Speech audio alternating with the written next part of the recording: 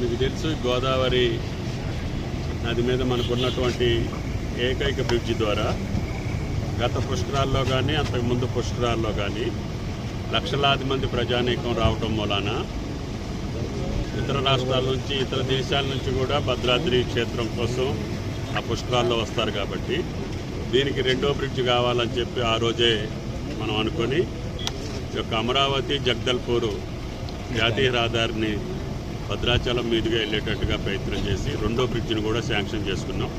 కాకపోతే ఇది చాలా సంవత్సరాలుగా నత్తనడక నడిస్తే గత సంవత్సరం పూర్తి చేసి ఈ యొక్క రెండో బ్రిడ్జిని కూడా మనం ప్రారంభించుకున్నాం.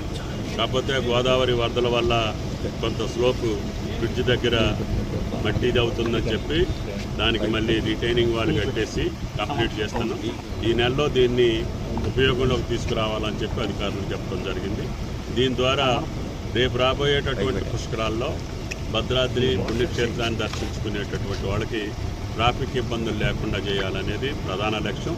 దీని ద్వారా ఛత్తీస్గఢ్, ఒరిస్సా రాష్ట్రాలకి అనుసంధానంగా ఈ రహదారి ఉంటుందని చెప్పి తెలుస్తుంది. Thank you.